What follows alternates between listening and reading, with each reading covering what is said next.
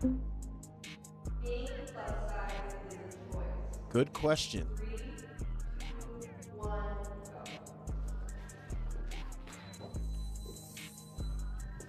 go. Most disagree it's a choice. I lost She 60 agrees pounds it in is. 6 months. Everyone was so happy for me. I hated myself. I hated the way I looked. I hated why I did, why I exercised, and things like that. And so I made the conscious decision of my parents are not going to be supportive, or maybe they won't like it. My community, the Korean community, is going to be really disappointed that there's a fat Korean walking around the world. But it was a choice for me to say, well, I don't want to work out 8 hours a day every day and hate what I look like to be skinnier, so I'm gonna let myself eat more than a quarter cup of white rice today. So let me get this straight. She really believes that the only way that she can not be fat is through starvation and spending hours a day practically living in the gym. That's not being realistic or being honest. She's really just justifying her poor choices. So let's break down why people believe this is true and address it head on, because this kind of thinking keeps people stuck and needs to be ended today.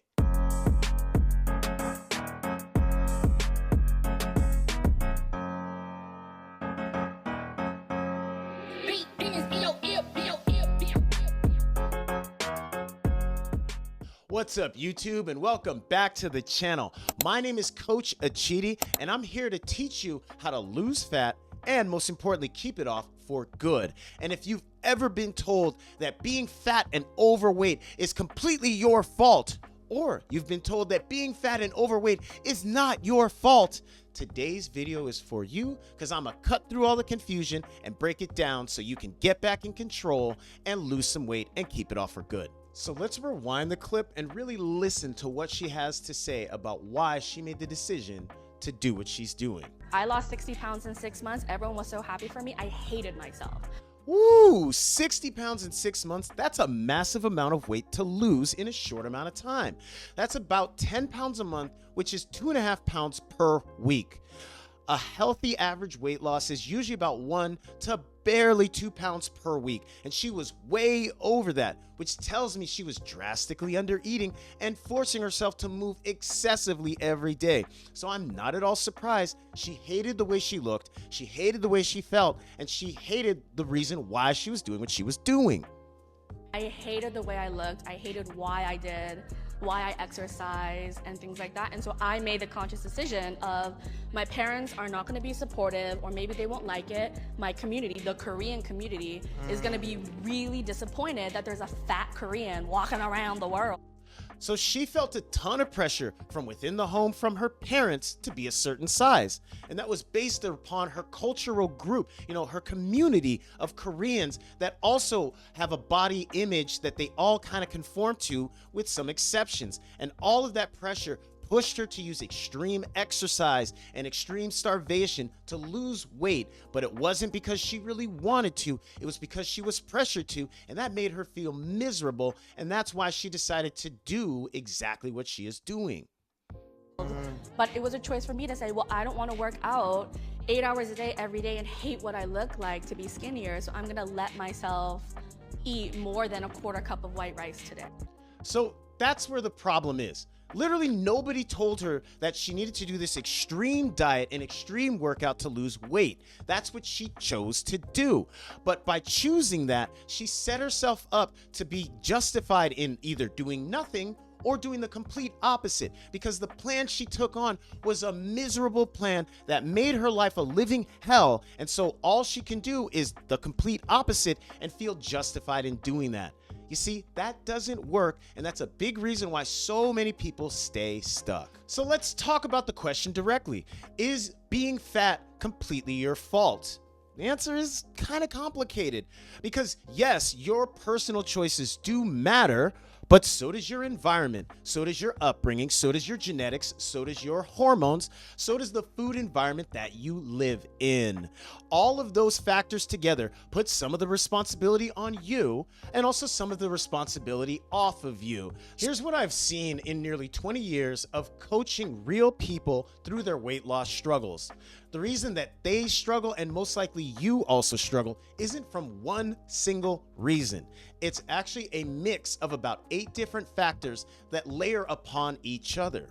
The first factor that we are all up against is simply the food that we are presented with. It is manufactured to be addictive.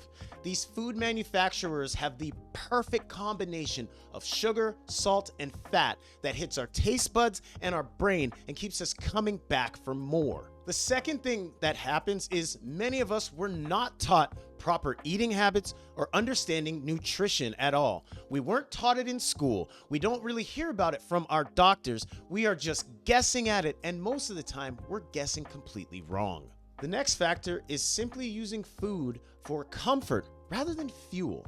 If you eat whenever you're anxious or you're nervous or you're happy or you're sad or you're angry or you're any kind of emotion, you are training your brain to turn to food for everything, and that is going to keep you unhealthy and overweight. The next factor keeping you fat is your environment. It is set up to have you fail.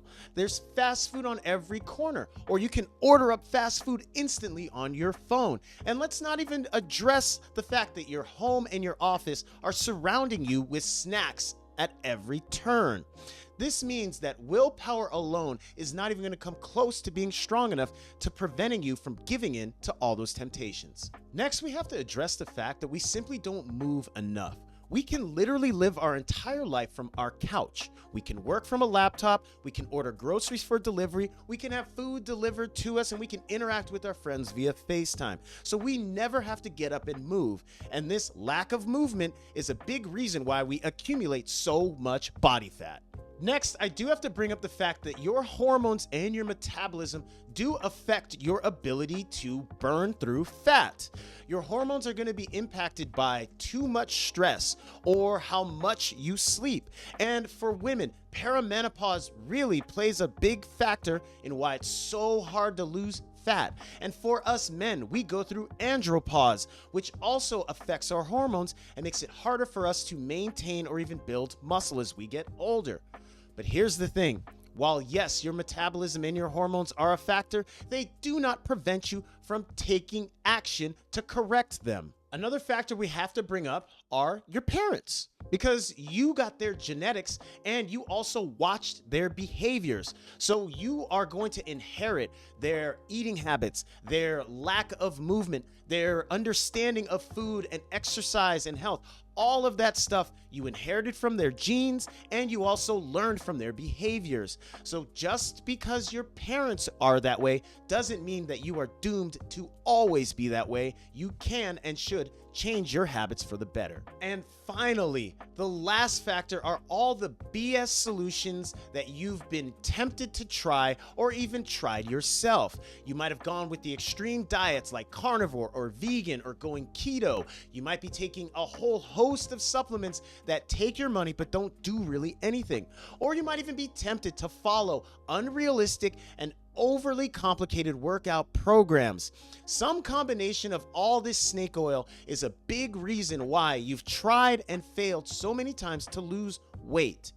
And I don't want you to feel like it is hopeless. I just want you to understand that it is a complex issue that you are up against. Nobody became obese overnight, and nobody's going to become healthy overnight. Everything takes time, and it happens slowly. So we need to recognize the sources of our situation and correct them slowly. If we're eating a lot of junk food and we're not controlling our appetite, let's slowly eat more healthy things like fruits and vegetables and lean protein. We can still have those junk food snacks, but we need to eat less of them and more of the healthier foods. And with our movement, we gotta get off of our ass and move a lot more. The best way to do this is simply walking. Walk after meals. Walk a little bit more to get to your car. Take the stairs. Do more active chores around your house and play with your kids if you have them.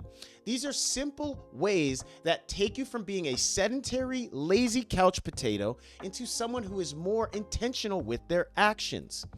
Your environment needs a little bit of adjusting. Talk to your family, talk to your friends, talk to the people that surround you so they know what the hell you're trying to do, and they either get on board with you or you create some separation and boundaries between you and them.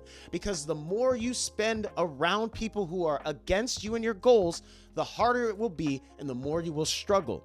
It might not be that comfortable telling them your intentions and maintaining boundaries, but that discomfort is going to be less than the discomfort of being fat and unhealthy much longer. All of this is within your control, but if it feels too hard to do alone, you don't have to do it alone. I have an online community known as my Inner Circle, where I am actively teaching all of my members how to do all of these steps. Right now, joining my group is completely free, and all you need to do is either head down to this video description or check out the channel description and tap the link where it says join my Inner Circle community. Again, you didn't become fat and healthy overnight, so do not expect to undo it overnight. Expect to do it slowly, expect to do it imperfectly, and expect to focus on consistency. You can do this. I'm here to help. Put any of your questions down in the comments below. In just a moment, you're going to see another video from my channel that will help you understand your health and take control of it, not just today, but for all the days that lie ahead. Give it a watch, and I look forward to seeing you on the next one. Have a great rest of your day.